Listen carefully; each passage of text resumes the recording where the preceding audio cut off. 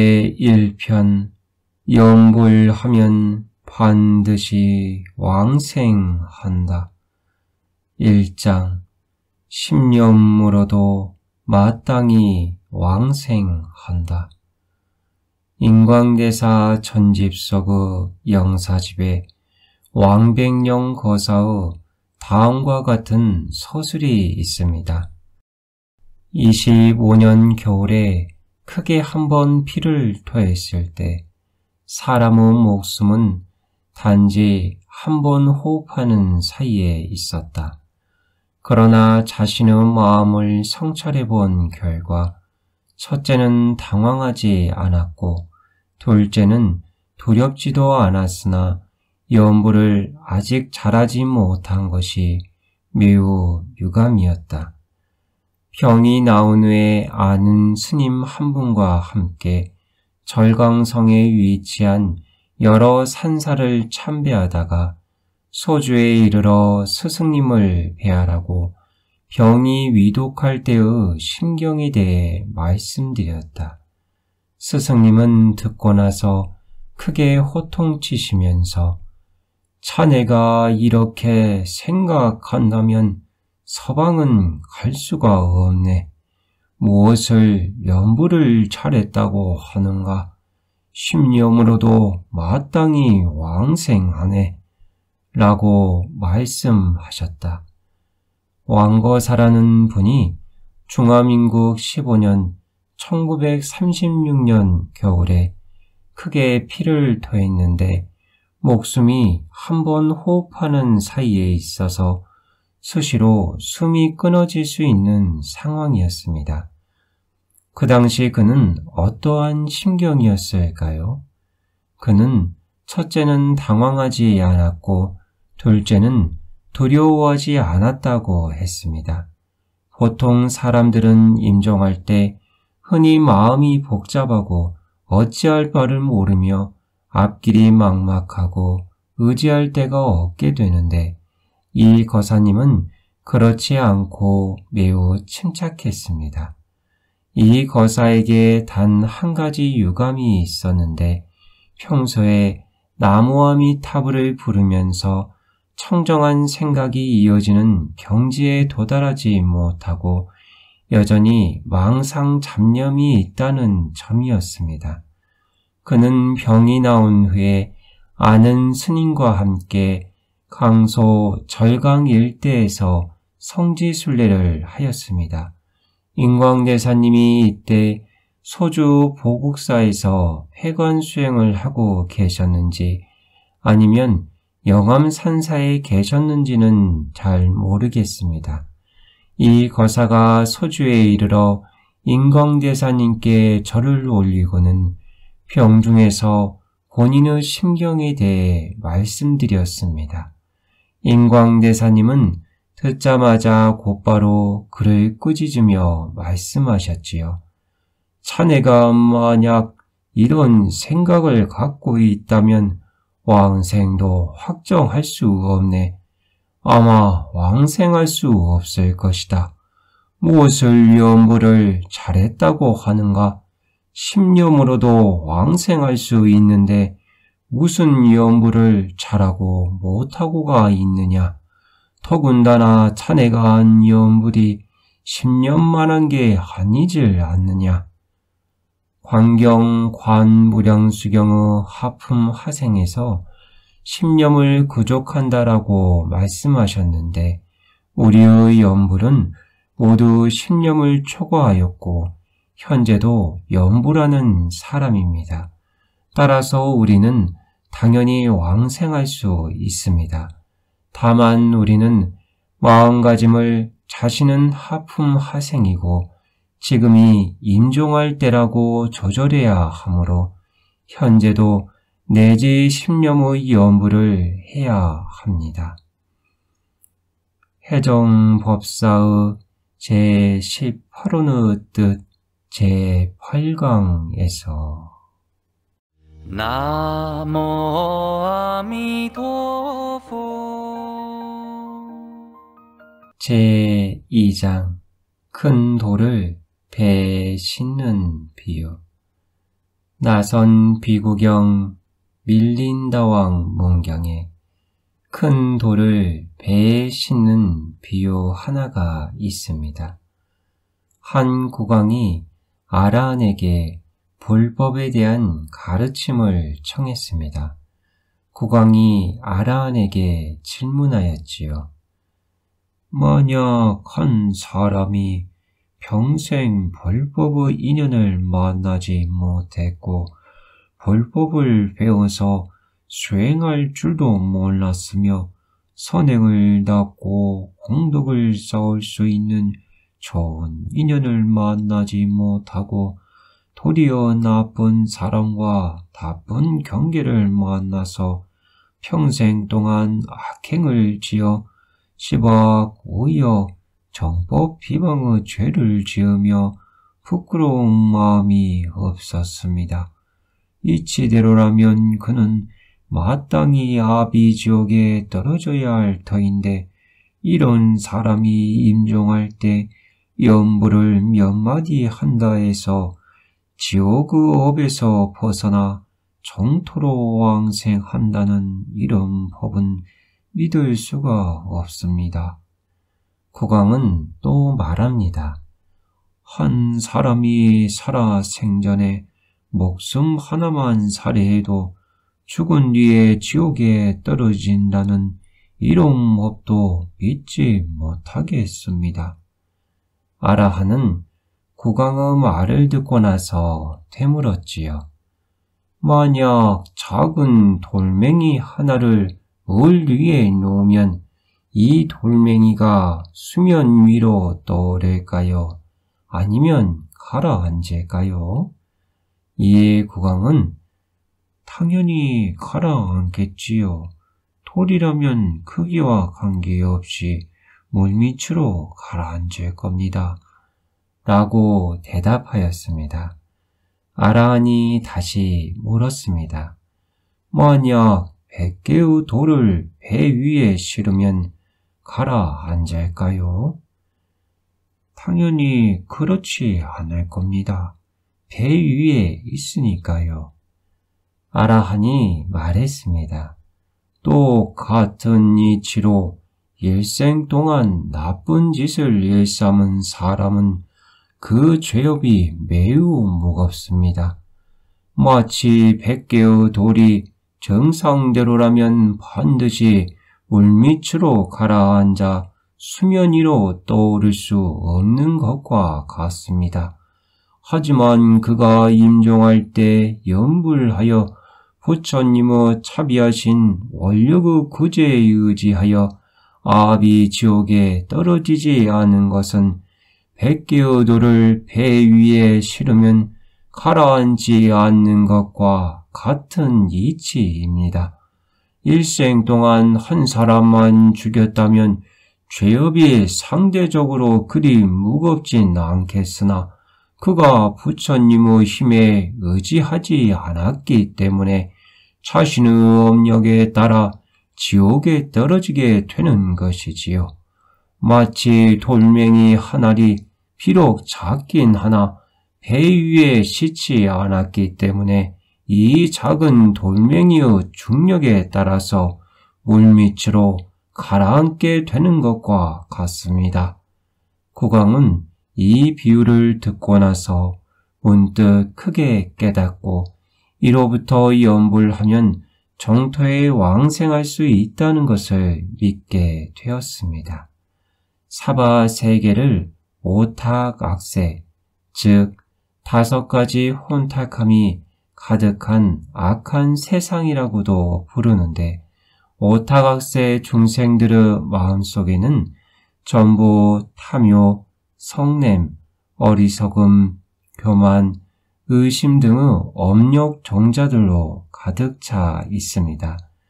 다만 어떤 이는 선은 많고 악이 적고 어떤 이는 악은 많고 선이 적을 뿐입니다. 심지어 일생 동안 온갖 악행을 저지르며 선행을 닦고 공덕을 쌓은 적이 없는 이는 있어도 일생 동안 오로지 선행을 닦고 공덕을 쌓으며 나쁜 짓을 해본 적이 없는 사람은 절대 없습니다. 왜냐하면 중생이 이 사바세계에 태어난 데에는 모두 공통된 업과 공통된 본질이 있기 때문입니다. 따라서 불법을 배우는 사람은, 특히나 정토 법문을 배우고 닦는 사람은 스스로 오타각세의 죄악 중생임을 자각해야 합니다. 이는 마치 방금 비유에서 말한 큰 돌멩이는 반드시 아미타 부처님의 본원선에 의지해야만 비로소 육도 고해의 이 언덕에서 열반의 저 언덕에 도달할 수 있는 것과 같습니다.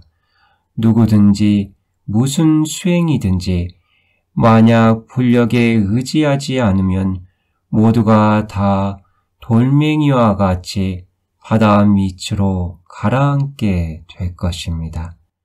다시 윤회하게 된다는 것이지요.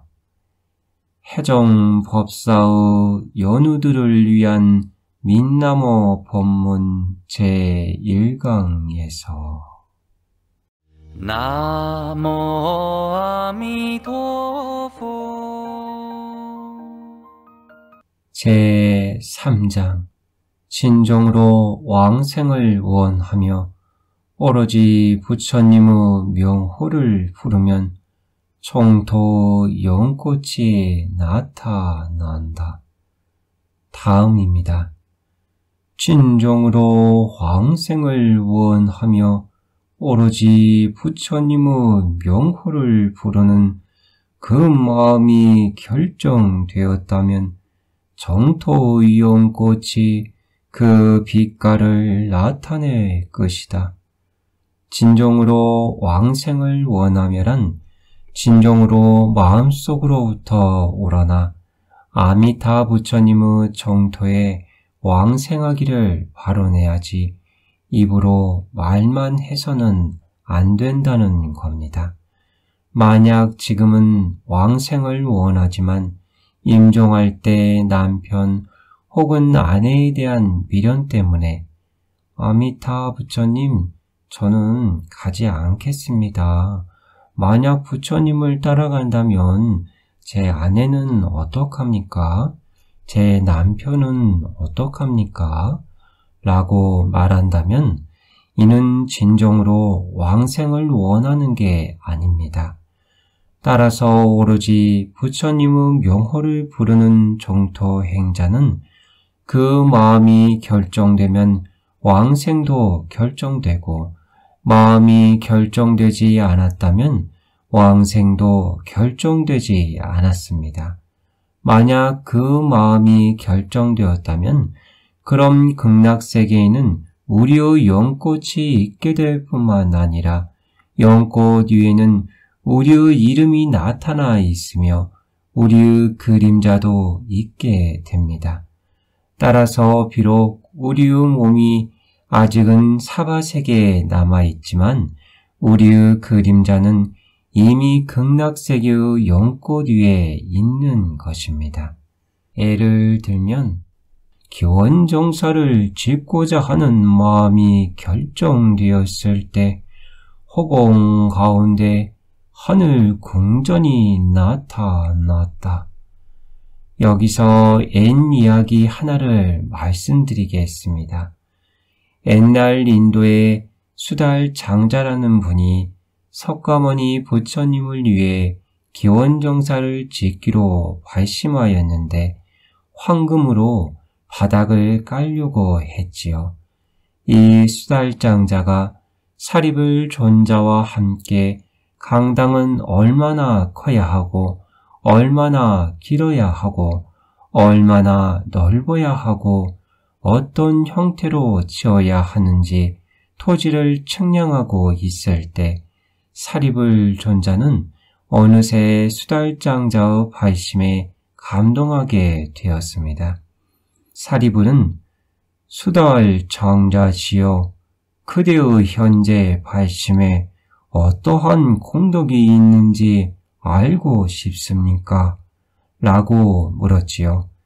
그러고 나서 사리불이 손가락으로 하늘을 가리키자 순식간에 유격천의 각 층마다 수달장자가 장래에 왕생할 수 있는 궁전들이 나타났습니다.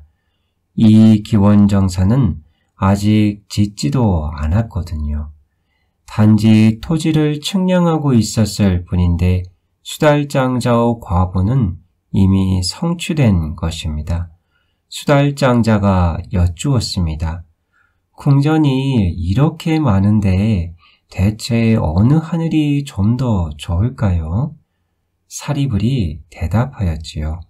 아래의 세 하늘은 모두 즐거움을 누리는 곳이고 위의 두 하늘은 비교적 거만한 곳이며 네 번째 하늘인 도설천에서만 일생모처인 미륵보살께서 설법을 하고 계십니다.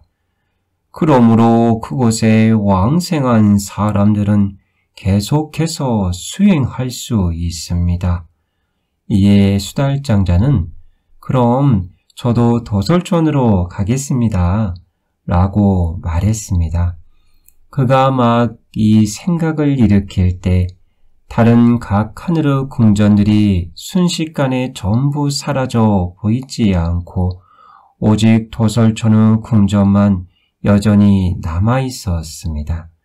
인과란 이렇게 빠릅니다. 따라서 착한 일을 하면 좋은 결과가 있고 나쁜 일을 하면 반드시 나쁜 결과가 있다라고 말하는 것입니다. 우리도 마찬가지입니다. 한 생각 왕생하려는 마음만 일으키면 극락세계에는 벌써 우리들의 연꽃이 있게 됩니다. 해종법사 강연집 1권 중후 난이 이도판에서 나모 아미도포 제4장 왕생을 원하는 것이 지혜의 결정체이다. 송나라 때 유명한 고승이신 원조율사란 분이 계셨습니다. 원조율사는 어릴 적부터 출가하여 학문과 지혜가 매우 뛰어났고 지게도 매우 엄격하고 청정하였습니다. 한 번은 스님께서 북조시대 해포선사의 정기를 보게 되었지요. 해포선사 본인은 수행도 있고 원력도 있으신 분이셨는데 이 해포선사는 극락세계에 왕생하여 거기서 즐거움을 누릴 바에는 차라리 대비심을 발하여 사막도에서 고통받는 중생을 구제하는 것이 부처님의 본회에 더 부합하고 불법을 배우는 취지에도 더 부합하지 않겠냐고 하셨습니다. 원조율사는 이 문장의 영향을 받아서 본인도 극락세계에 왕생하지 않고 사막도에서 중생을 구제하기를 원한다고 발언하였습니다. 그 뒤로 원조율사는 염불나며 극락세계에 왕생하기를 발언한 사람만 보면 상대방을 비방하고 경시하며 이것은 일종의 도피이고 소승이라고 여겼습니다. 어느 날 원조율사 본인이 중병에 걸려 너무나 고통스럽고 정신이 아득하였습니다. 이때 그는 대비심을 일으킬 수 없을 뿐더러 불생불멸의 공성의 이치도 사유할 수가 없었습니다. 원조대사는 이제야 비로소 그동안의 그런 발언이 사실상 너무나 취약하다는 것을 발견하게 되었지요. 그런 생각은 자신의 근기와 상응하지 않았습니다. 법이 근기에 부합하지 않았던 것이지요. 그 당시 만약 본인의 숨이 끊어졌다면 어디로 갔을까요? 병이 나온 후에 스님은 이전의 관념에 대해 깊이 참여하고 자책하였습니다. 나중에 천태종 지자대사님의 정토 11원을 읽다 보니 그 속에 이런 글귀가 있었습니다. 처음 발심한 보살은 아직 무생 법인을 증득하기 전에 늘 부처님의 곁에 머물러 있어야 한다. 이 말의 뜻은 먼저 극락세계에 왕생하여 아미타 부처님을 가까이 하면 퇴전하지 않을 뿐만 아니라 진보할 수 있다는 것입니다. 또 정토 11원에서 다음과 같은 글을 보았습니다.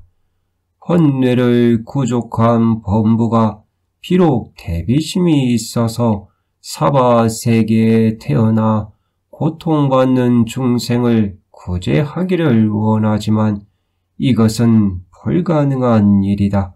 이는 마치 갓 출생한 아기를 잘 부양해야 하는데 만약 부모를 떠나면 아기가 성장하지 못하고 죽게 되는 것과 같다. 혹은 갓 태어난 새끼 새는 반드시 나뭇가지를 의지해야지 그가 새라고 해서 공중으로 던져버려서는 안 되는 것과 같다. 원조 율사는 이 글을 보고 매우 공감하며 자신의 관념이 잘못되었다는 것을 알게 되었지요. 이에 지금까지 배운 것을 다 버리고 그 뒤로 오로지 정토 경론만 보시고 오로지 아미타 부처님의 명호만 부르며 생을 마감할 때까지 다시는 이 법문을 떠난 적이 없었습니다. 원조 율사는 이 글을 보고 매우 공감하며 자신의 관념이 잘못되었다는 것을 알게 되었지요. 이에 지금까지 배운 것을 다 버리고 그 뒤로 오로지 정토 경론만 보고 오로지 아미타 부처님의 명호만 부르며 생을 마감할 때까지 다시는 이 법문을 떠난 적이 없었습니다. 나중에 또 선도대사께서 쓰신 무릇 천수연부를 하는 사람은 10명이면 10명이 왕생하고 100명이면 100명이 왕생한다. 그러나 잡수를 하면 아마 100명 중에 한두 명 정도만 왕생하고 1000명 중에 3명, 5명 정도만 왕생할 것이다. 라는 글을 본 원조율사는 선도대사의 가르침에 의거하여 오로지 이 한 구절 나무아미타불만 불렀습니다. 이렇게 말한다면 오로지 나무아미타불만을 불러서 극락세계에 왕생하는 것이야말로 원조율사께서 일생 동안 불법을 배우면서 얻은 지혜의 결정체라고 할 수 있겠습니다. 불법에서 보는 인생의 가치는 세속과 다릅니다. 세속에서는 흔히 돈을 얼마나 벌고 어떤 지위에 있고 무슨 학위를 가지고 있느냐로 판단하지만 불법에서 보는 인생의 기준은 이와 정반대입니다. 불법에서 보는 인생은 인과 응보와 육도윤회가 있다는 것을 알아야 하고 생사윤회로부터 해탈을 인생에서 가장 중요한 과제로 삼고 있습니다. 만약 이러하다면 설사 교육을 받지 못해 글을 모르더라도 부처님께서는 이 사람을 지혜 있는 사람이라고 칭찬하실 것입니다. 그렇지 않으면 설사 박사 학위를 몇 개씩 갖고 있어도 부처님은 그를 어리석은 사람이라고 말할 것입니다. 해종 법사 강연집 1권의 소경 3단문 양중인과에서 나모 아미토포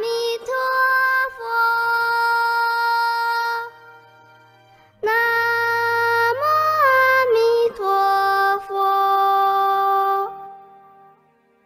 나모 아미토포 나모